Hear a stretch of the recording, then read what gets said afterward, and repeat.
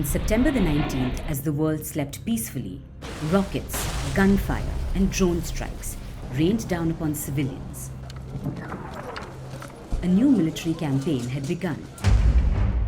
A region that has seen war many times was burning again.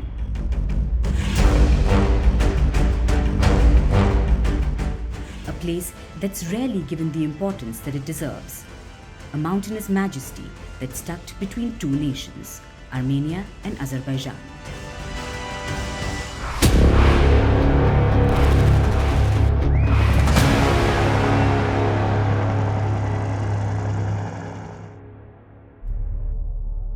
We're talking about Nagorno-Karabakh. Where is Nagorno-Karabakh?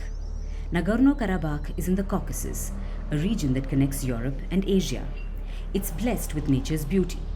Mountains, valleys, lakes, and fields of flowers are what make it serene. Nagorno-Karabakh has a total of over 4,000 square kilometers. The region is tucked between Armenia and Azerbaijan. Historically, it has had a majority population of ethnic Armenians and has been the center of multiple wars between the two countries.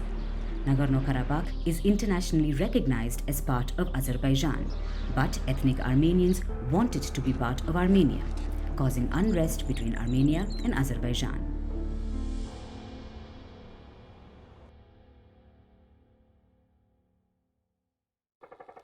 Nagorno-Karabakh and what are now Armenia and Azerbaijan were part of the Soviet Union throughout the 20th century.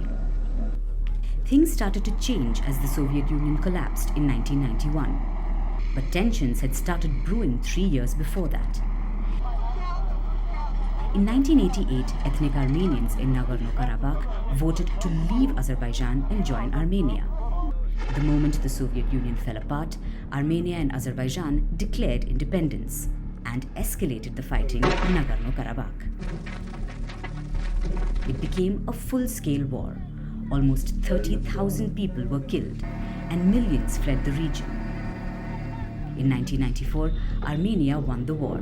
A ceasefire was signed and Armenia got control of the whole of Nagorno-Karabakh. A deal that was brokered by Russia.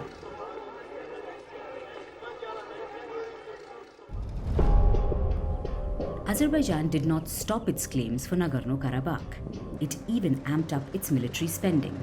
It started buying modern weaponry and built its military presence in the region.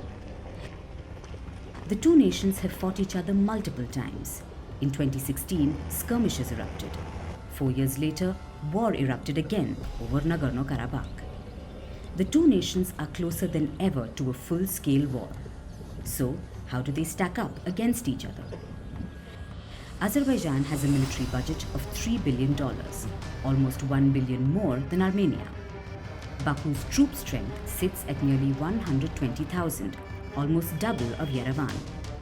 Azerbaijan has a 3-to-1 ratio in terms of tanks, armored fighting vehicles, and combined artillery of both rocket and gun systems. Azerbaijan's air force is almost 2.5 times larger than Armenia's. In terms of sheer numbers on paper, Azerbaijan has the advantage, but that hasn't stopped Armenia, nor does it feel threatened. That's why the two nations are quick to ramp up their military fighting within moments.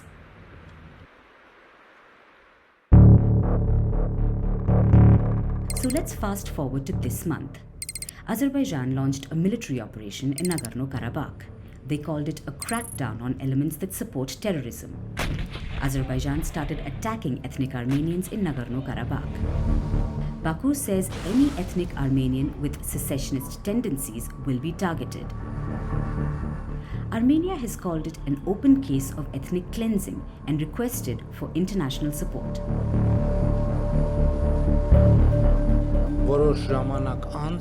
That said, in fact, Azerbaijan has started a ground operation aimed at ethnic cleansing of the Nagorno-Karabakh Armenians. As the Armenian Foreign Ministry statement has it, first, the Russian peacekeeping force must take measures. Second, we expect that the UN Security Council will take appropriate measures too. Azerbaijan said it succeeded in its anti-terror operations and that a ceasefire with ethnic Armenians in Nagorno-Karabakh had been achieved. An agreement was reached on the suspension of local anti-terrorist measures. The units of the Armenian armed forces located in the Karabakh region of the Republic of Azerbaijan. The illegal Armenian armed groups lay down their weapons, leave their combat positions and military posts and are completely disarmed.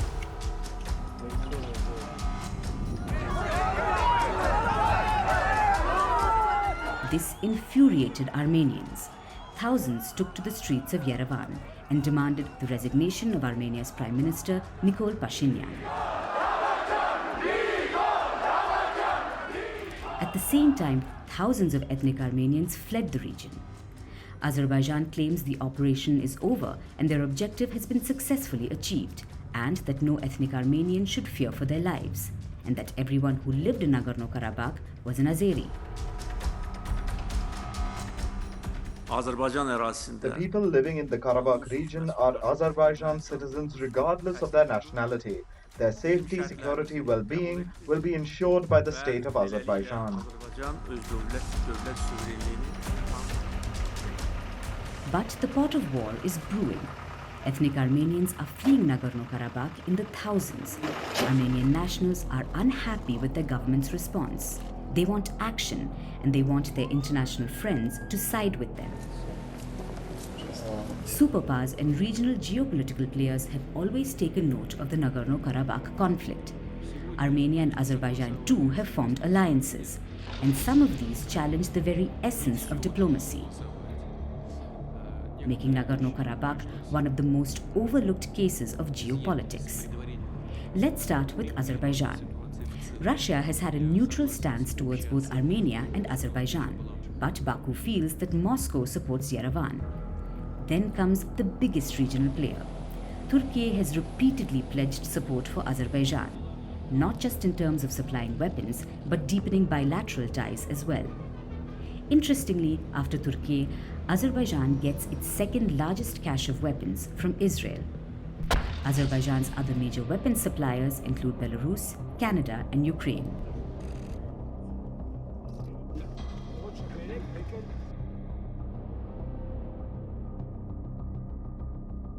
So, who supports Armenia? Russia has stayed largely neutral. However, Moscow is the largest weapons supplier to Yerevan. Iran, which once called itself neutral, has begun openly favoring Armenia. And guess what?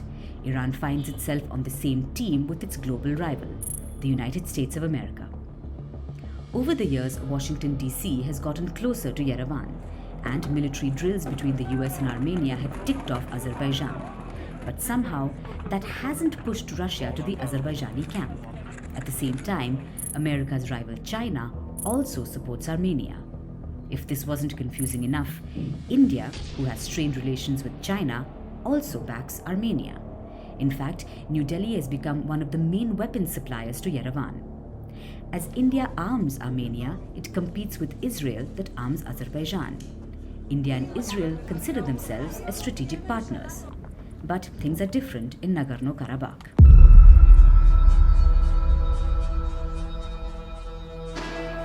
Nations that are rivals find each other on the same team over Nagorno-Karabakh. Iran and the US are on the same team. India and China support Armenia, even if they're competing to sell their weapons. At the same time, Israel, that's an ally of both the US and India, supports Azerbaijan. And Turkey is trying to create a bigger role for itself in the Caucasus. Ankara even wants to send its own peacekeeping force to Nagorno-Karabakh. Russia is still the largest player. Moscow has had the difficult job of balancing and staying neutral, but Putin deserves credit for ensuring the war never spiraled out of control. He's always been proactive in ensuring ceasefires. But the question that remains is, till when will this seesaw game go on? Will Russia always be able to step in, or is a major war between Armenia and Azerbaijan around the corner? Is peace even possible in Nagorno-Karabakh? If no ceasefires are brokered, which side will be the bigger loser? Armenia or Azerbaijan?